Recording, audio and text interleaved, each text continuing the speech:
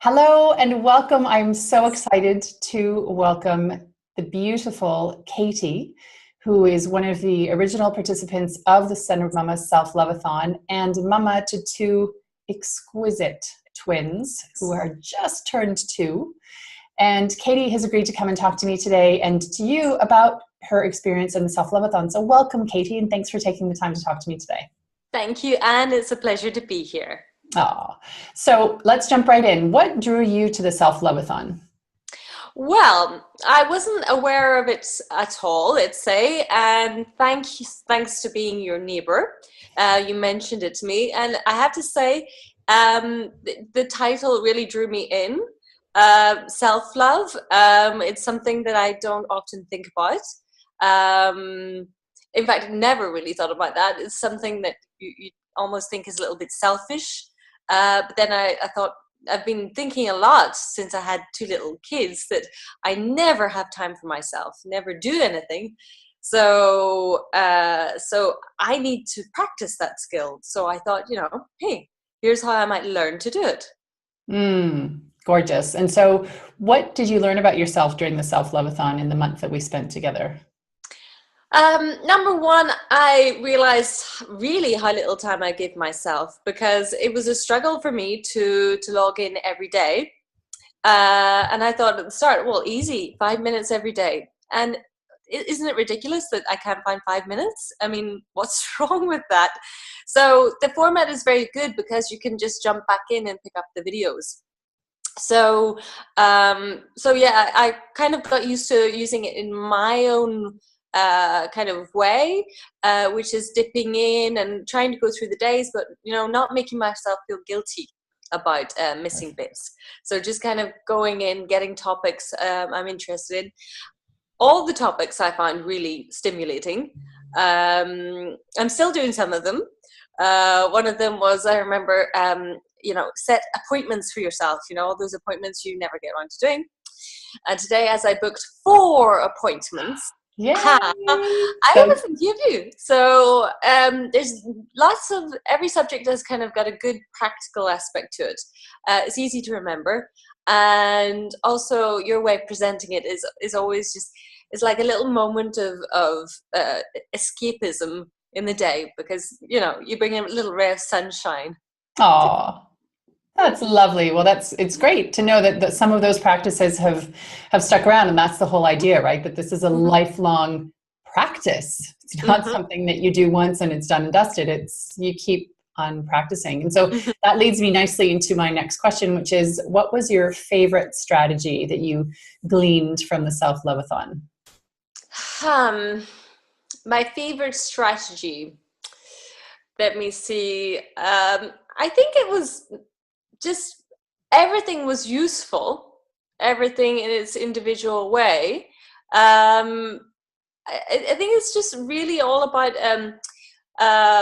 like one of your ideas struck me was to plan the week's food schedule. Such a simple one, to just basically sit down on Sunday and actually just have to think about what everyone's going to eat for the week.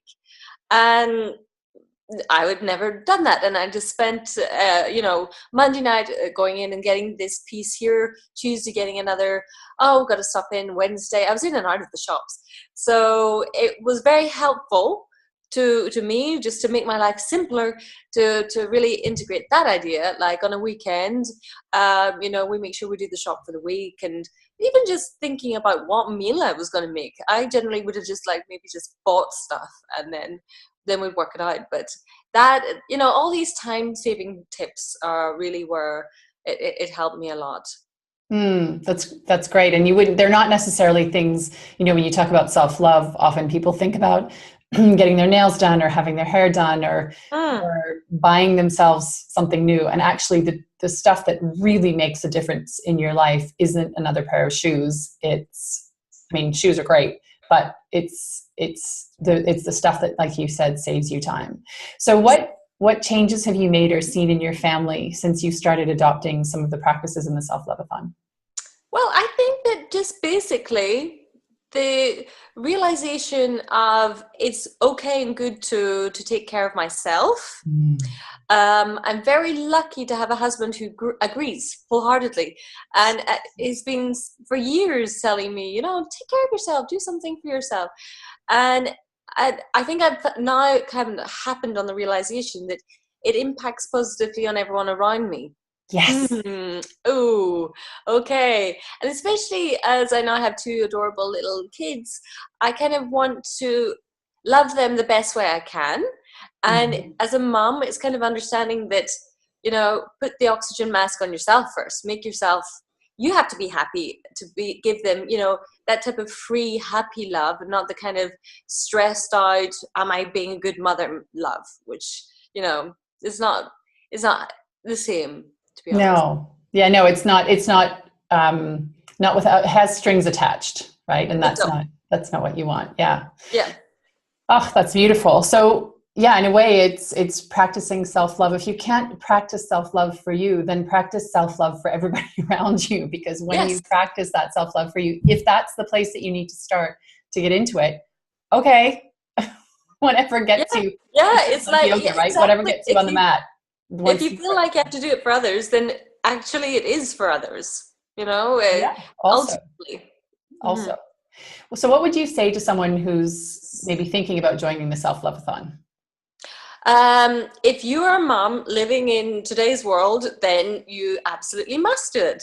At least once, just to take the time, build your toolkit of how to have a more optimized life with, it's not just also the practical tips. It's also that you say a lot of things that, I've been like tearful at the end of some where you're kind of like urging us all to, think about ourselves and take care of ourselves. And, there's a big wall to break down with most moms because, we don't allow ourselves to think of that. So, it can be transformative, really. And try it once to see. I think everybody deserves to give themselves it's like a spa treatment for your mind and body. And and you can do it with your mobile phone while you're sitting on the train. You can do it while you're sitting on a bus, while if you get 5 minutes at home. Just enjoy it, dip into it, and come and take what you want from it. I love that. And it is, it is something that you can dip in and out of for the life of the program, because it's something that was just born a few months ago. And so it's not going anywhere anytime soon. And the great thing about it is that while we do have some live videos, and I'll be doing lives every single day for 40 days starting on Monday, there is also what you were mentioning, the videos where the mamas can go and have a look at all of the practices. You get them a bunch of them a week, so you get a week's worth at a time, and then at the end you have access to all of them forever. So as you say, you try it once, and it's something that you can keep coming back to. You can keep participating in the community, and you met some beautiful mamas from all around the world, and have that support, and really be in a space where it's safe to talk about your experiences and to just sort of take a load off. Yeah. I mean, the stories from other people were very touching as well. You always kind of think you're living on an island and you're the only one with problems. Then you're like, everyone has their own version of it, and it takes a load off as well, just to see that you're not just the only one, Yeah. Oh, well, great words to end on. And I thank you so much for taking the time to talk to me tonight. Across the walls, Katie lives back there across a few walls. I'm very lucky to have Anne as a neighbor. Well, and likewise. And yeah, hope you have a night of uninterrupted sleep. Looking forward to it. Thanks so much, Katie. Okay, bye. Bye.